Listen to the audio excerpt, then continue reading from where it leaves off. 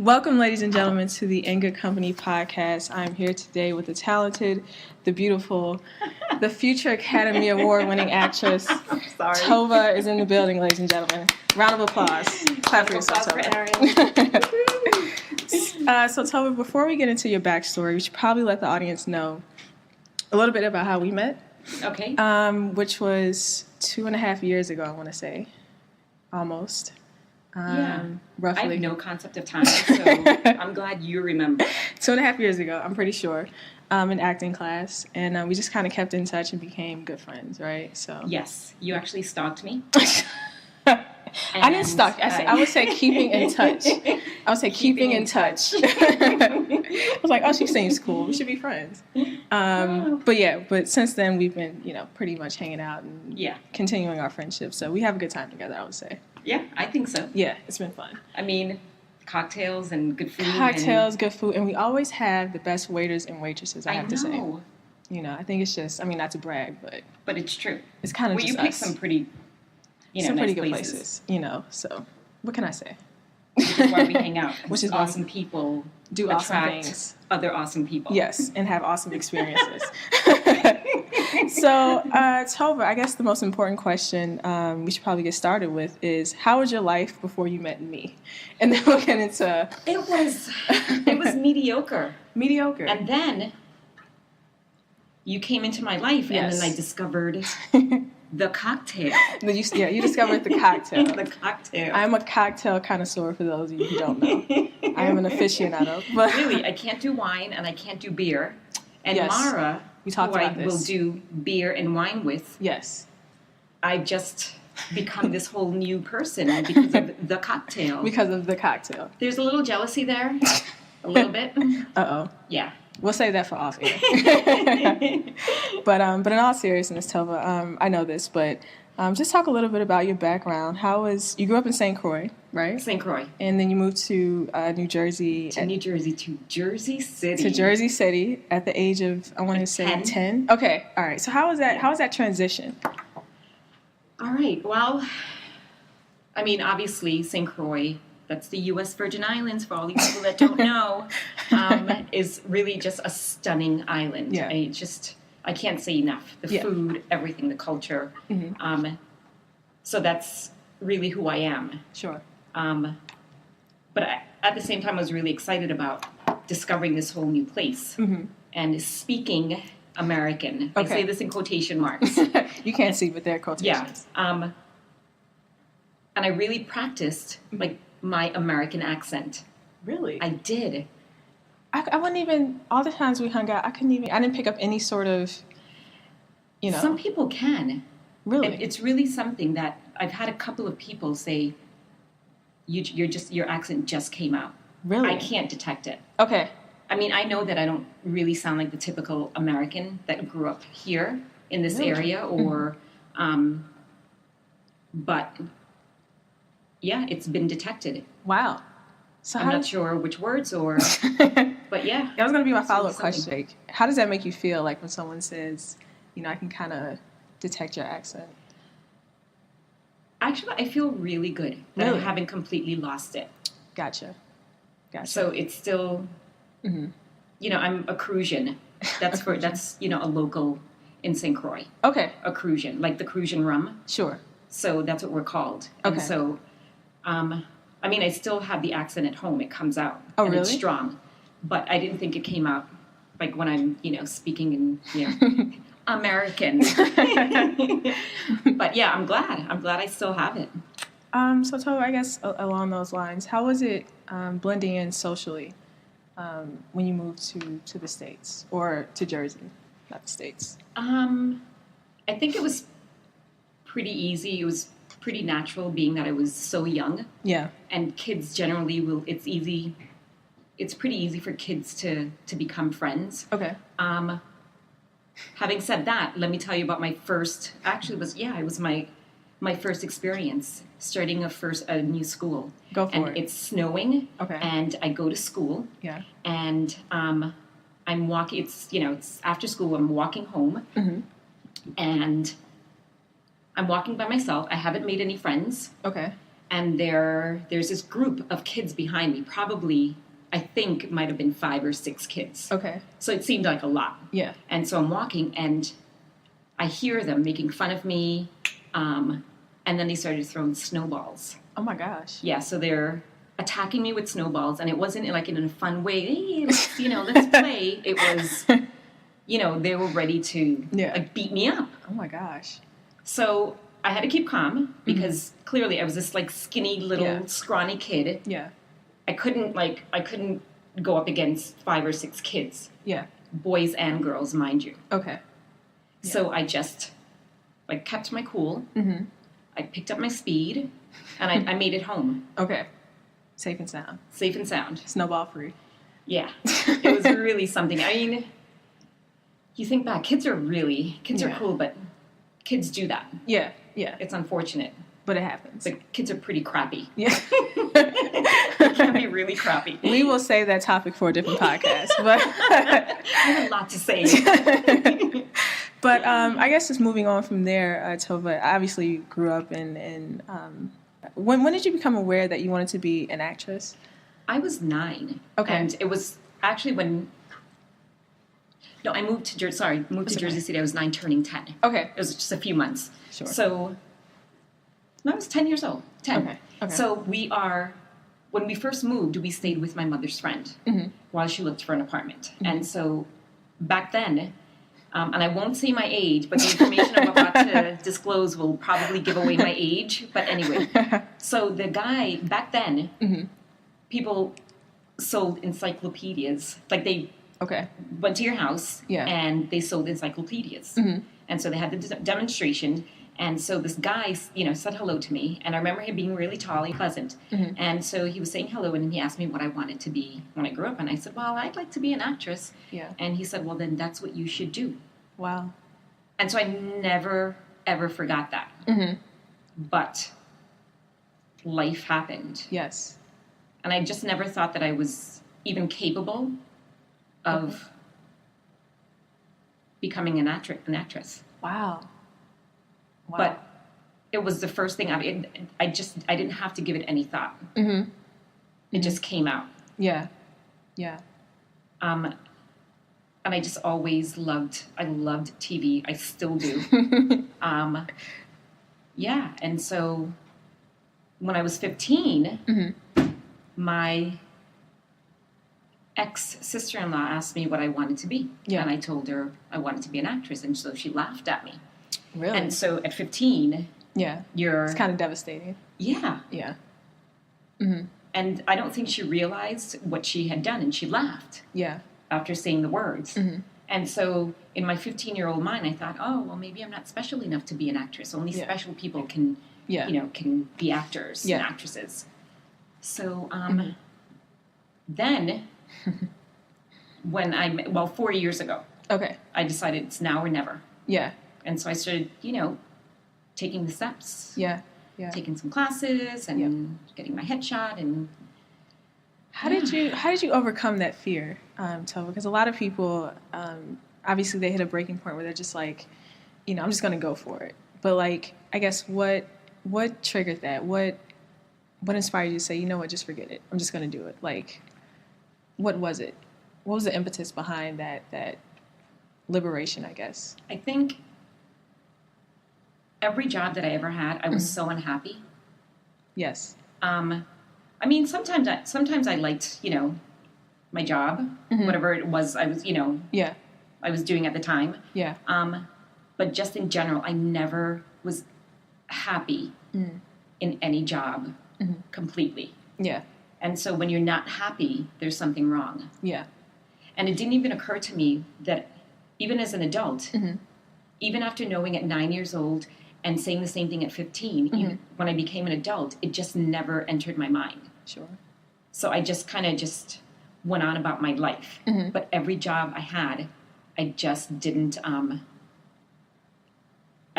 do well. I wasn't happy. Yeah. And I knew something was wrong, but I didn't know what it was. Okay. And so 4 years ago, I started to think about it. And I remember my brother saying to me, they're looking for actors. It was in a newspaper. Okay. But it was one of those agencies that wants your money. But it was surprising to me that he said it, and that was what really said to me, okay, you have to do something, like physically get out there and do something and start making some decisions. Right. So I guess, Tova, along those lines, kind of, what would you define as a big break? Like now I feel like it's different with social media. Some people blow up on Instagram, some people blow up on YouTube. What would you define as being successful in today's acting world? For me? Yeah, for you. For me personally, success is, one, doing something that you truly, truly love. Agreed. I think in any capacity. Yeah. And really working towards it. Yeah. So that's how I measure success. Okay. So whether it be, I don't know, just being in front of the camera, even with no lines, I think that's success, because you have to get up every day and you have to go out there and do it. Yep. I agree. Money is great, but I've just never been a money person, so I don't necessarily equate money with success. I think for me it's more happiness and each day doing something that will get me closer and closer to really just getting up every day and doing what I love. Yeah. No, I hear you. I agree with that 100%. So like we all know, there's always roadblocks to success and people that get in your way sometimes. And something that I've noticed is that big screen actors and actresses are like migrating to the small screen. I remember like growing up, there used to be a clear distinction between movie stars and TV stars. Now you have like Jennifer Lopez, Viola Davis, Kerry Washington, all sort of, going to these hit shows on these network television shows. So how do you feel about that? Is that like encouraging or discouraging? Because like you're out here getting up working towards your big break, but it doesn't take a lot of effort for some of these other big stars to come in and like look at a script and then get a starring role on a hit TV show. I used to think that way years ago. Okay. Like if I saw, the first time I saw a big screen, like a movie star doing a commercial, I thought, what's happening? Why is this big name doing a commercial? But it's not so uncommon. Because many years ago, you had big movie stars doing TV, TV commercials and starring in TV shows. Yeah. So it's not really that uncommon. Okay. But yeah, I get what you're saying about, there was, there's that clear... Yeah. There's like Brad Pitt and then there's, some other actor. Right. There is that clear distinction. Brad Pitt's a movie star. Yes. He's never done TV. No. Not that I know of. But I think whether it's a small screen or the big screen, if you have a really good script and a really good story, I don't think it really makes a difference if you're doing it on the big screen or on the small screen. Okay. So I think if a role is really good, why would you turn it down simply because it's on TV? Right. And there's also so much, there's a lot of competition. It's not what it used to be many years ago. Okay. I don't think. Okay. You have people that are on reality shows becoming mega stars. Yeah. So there's almost that I feel like there's a competition for work. Yeah. Because they too want to be stars. Yes. They want to be actors without having put in the work. Yeah. How does that make you feel? Well, be honest. I've heard people say that their job is different, but not really. I don't think it is. You're in front of a camera. You may not have like an actual story to tell or a script. Like say, someone that's on a TV show. But you still want to become a star. You still want... Yeah. You want the work. You want all those things. Yeah. Am I making any sense? Yes, very much so. I think movie stars and actors should be that. Okay. And I think reality television people should remain that. Yeah. But when you get into that and then someone says, oh, you can be an actress without the work. Yeah. Doesn't really work I can't, like that. yeah. No, I agree. So I remember, Tova, we've had these conversations where you just run into, pretty famous actors and actresses on the TV shows that you do a lot of work for. Uh-huh. Have you ever been starstruck? I have. Yeah. By who?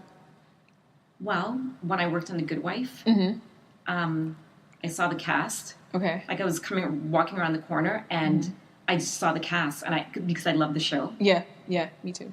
I think it's such a well-written show, and I saw them, and I was just like, I lost my breath for a moment. Yeah. And it was just, Yeah. And so I was standing there trying to not look creepy. And so, yeah. Yeah. I mean, I've been other times. Another time I was standing next to Clive Owen. And it was you never told me the story? Really? No. It was really, kind of cute. For me, I think it's cute. Okay. So you have a bunch of people. You have all the production people, and we're in Grand Central, and it's being filmed on the platform. Okay. So we're waiting for the scene to start so that we can go down the stairs. Okay. I happened to be standing next to him, but I didn't know. He's tall. Okay. And so when I moved, I wasn't really paying attention until I heard the voice. I have pretty good voice recognition. Yes. And so, yes, I heard his voice. And I thought to myself, Clive Owen? So I turned, and I had to follow his height all the way up. And it was him, and I thought, oh my God, I'm standing next to Clive Owen. Yes, and Yeah? because I like him as an actor as well. Yeah. And so I don't know him as a person, obviously, but I like his work. Yeah. And so, Tova, I know, just sort of along those lines, you booked a lot of work if you started 4 years ago. So you've done Blue Bloods, you were in Trainwreck, right? Trainwreck. And I saw your favorite basketball player. LeBron James, yes. Everyone knows I am obsessed with LeBron James. Had I known at the time, I would have just tackled him. You should have got an autograph or something. I would have forget autographs. I would have tackled him, and I would have done a selfie. And sent it to him. It would have been sent it to you. I would have been so jealous. Probably would have sent some what you do for friends. But yeah, you get pretty big bookings for you to only be working professionally for the past 4 years. So I guess that keeps you going. It does keep me going, and it pays my bills. Yeah, and it pays your bills. Yes. And I really love it because I get to see my friends, and I get to be on a set and experience all these different things that happen. Yeah. And that they have to do to make a show. Mm-hmm. So what you see, obviously you see the end product. Yes. But when I'm watching the show, I think, oh, over there is, Can you enjoy it? Actually, yes. Really? Mm-hmm. Okay. If the story is really good, you forget about everything else, and you just enjoy the story. Okay. Gotcha. If you have really good actors, a good story, yeah, you don't think about it. You don't think about all the other stuff. Gotcha. So, Tova, what's your next step in terms of your career? Where do you project yourself being in 5 years? 5 years. Yeah. That's like the magic number, right? It is. I measure my life in 5 Why 5 years? I don't know. Just in general, why do people say, where do you see yourself in 5 years? How about 3 years? Because 5 years is... It's a little distant? Yeah, it is. But anyway, yeah. That's a whole other... That's another time. Yeah. 5 years? Oh, my goodness. I would love to be on stage. Maybe not Broadway. Okay. That's... Oh, we talked about this. Yes. Because I said you should do a one-woman show. I know. Yes. You write it, I'll do it. I'm no writer. But I think it would be fun. But I would like to be on stage because I think for me stage is raw. Okay. And if you mess up, you mess up. You can't say cut and then you get to redo it. Yeah. You just move on and okay. you just kind of handle it the best that you possibly can. Yeah.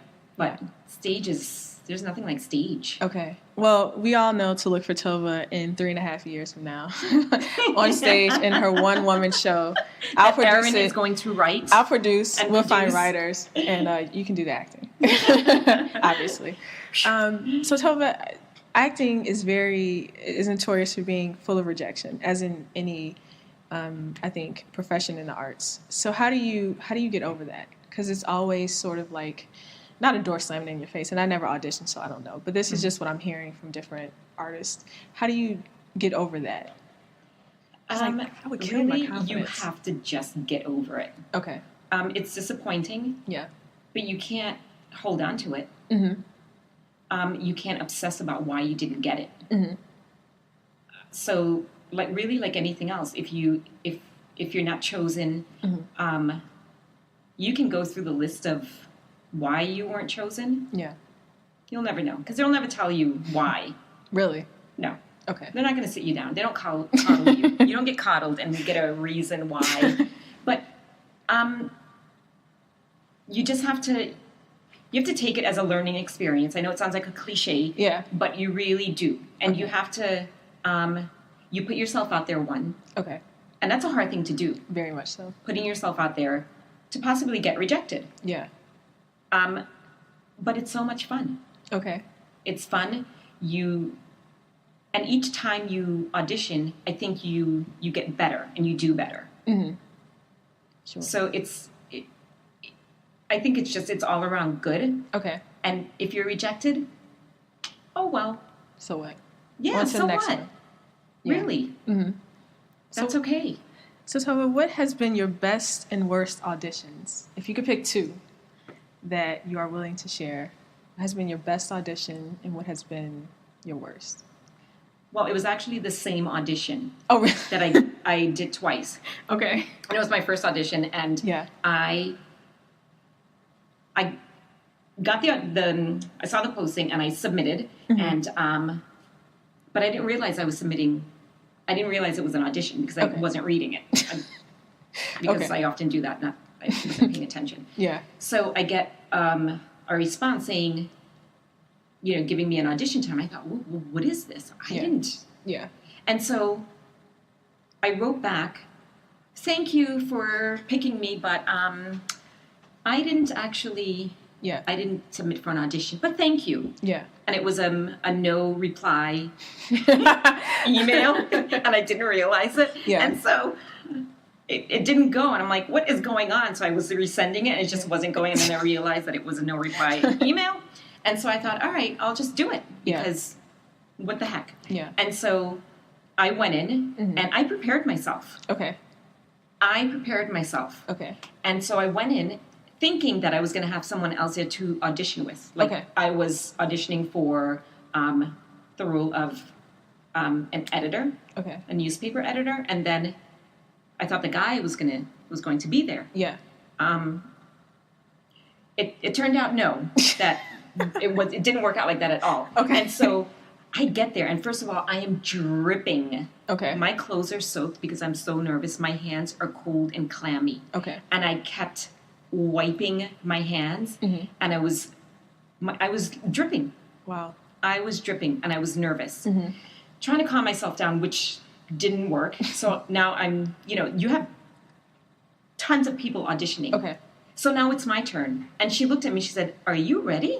And I said, I don't think so. So she said, okay, you take your, you just sit there. And she could see the sweat. And so I thought, oh my God, she's so nice for doing this. Yeah. So I made myself the last person. Okay. So I go in, mm-hmm. and there are 3 people. All right. And so I start reading, but I get nervous and I forget.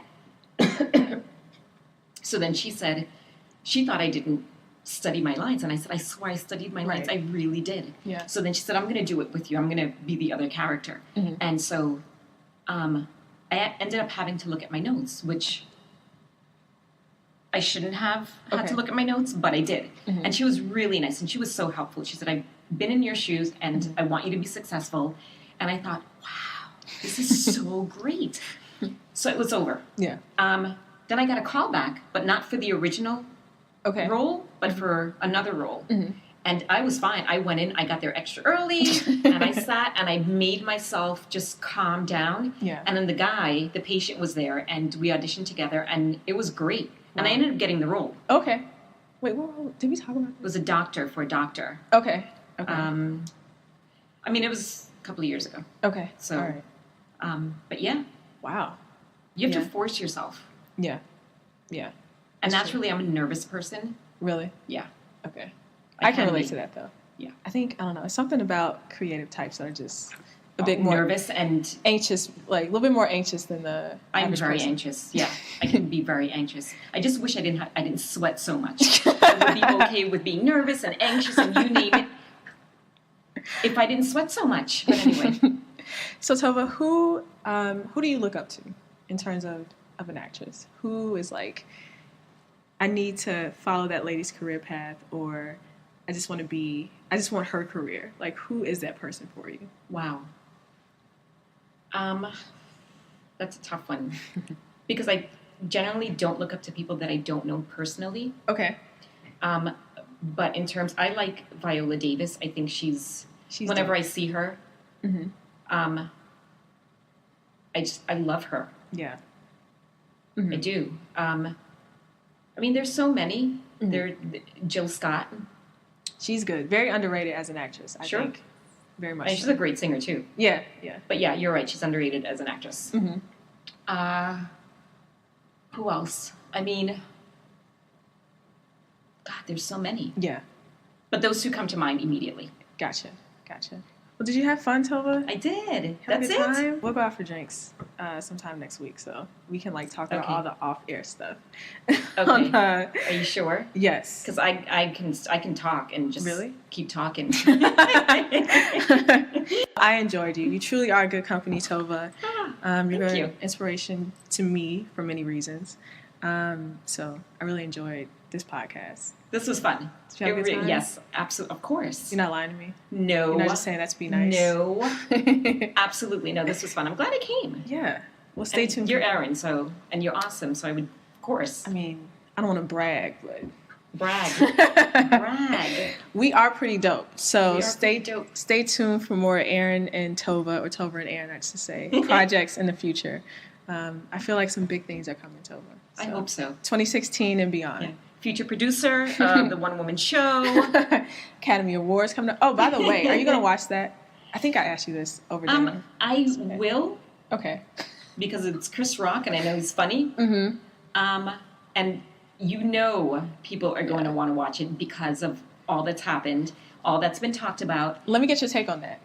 So, yeah. So white. That's something we can talk about.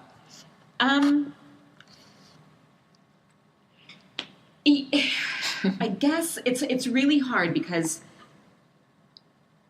oh my God, it's really a sensitive. It is. It really is. Mm-hmm. And I'm not in their shoes, mm-hmm. but I think you have to be really good to be nominated. Yeah. I'm not saying that they're not good. No, that's not what I'm saying at all. Of course.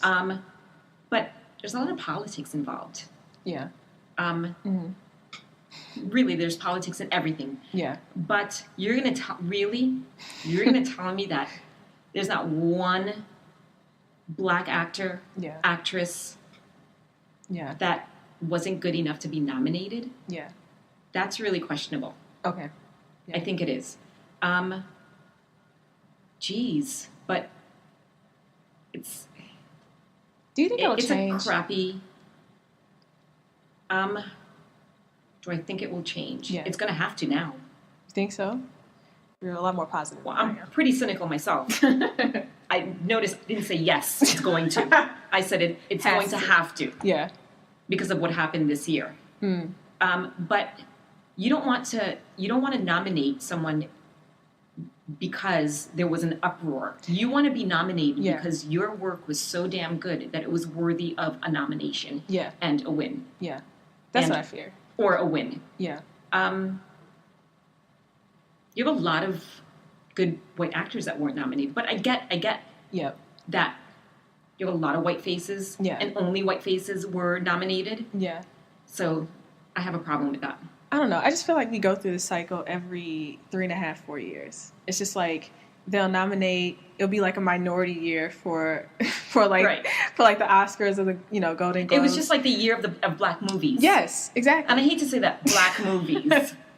Why can't we just say movies? Yeah, you know what I mean. But I mean, we live in America, so that's always an issue. But I feel like it's a cycle.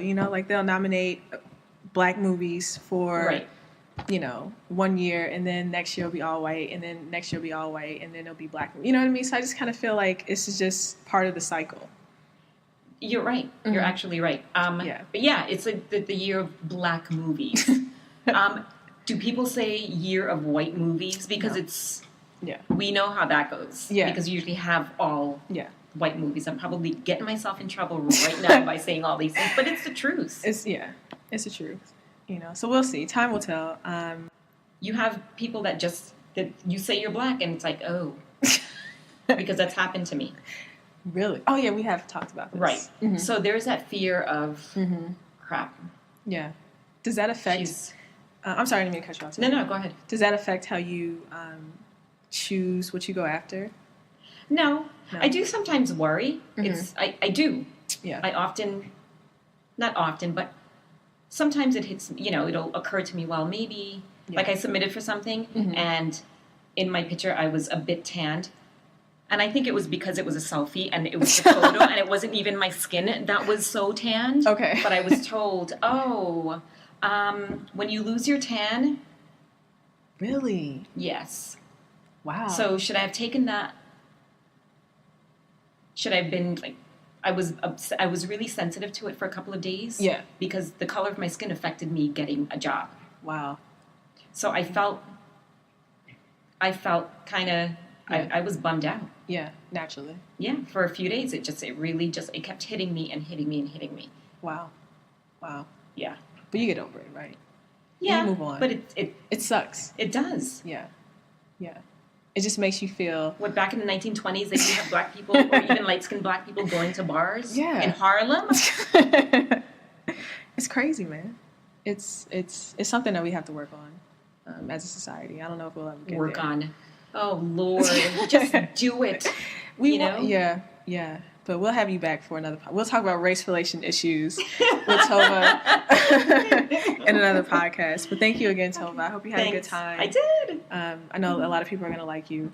Last question. Yes. If people want to contact you about acting, or like where to find you, or just a little bit more curiosity about who you are, do you have a website? I don't know if I want people to find me. I don't know. Who's looking for me? Just friends and family, and like the 10 people that listen to this podcast. Let's see. I'm your unofficial agent, so we'll just say all right. Unofficial agent. So if anybody wants to know more about Tova, I'll just filter your information. Facebook. What's your Facebook address? What is my Facebook address? You just got on Facebook. Oh my goodness, Instagram. I know. It's been a couple of months. And I haven't been on in like 2 weeks. The messages are piling up. Your notifications are like off the I know. wall. They're like 20-something. Let's see. I'm on Instagram. What's your Instagram? What? Oh my God. Toava. Okay. I don't even know my Instagram name. You gotta get with. Well, I can't talk. Well, see, the thing is, my name is spelled Toava. Yes. So if you're looking for me on Facebook, then it will be Toava. Okay. And not Tova. Okay. So Toava. Ferdinand. Boom. And it's a wrap, people. We'll end it there.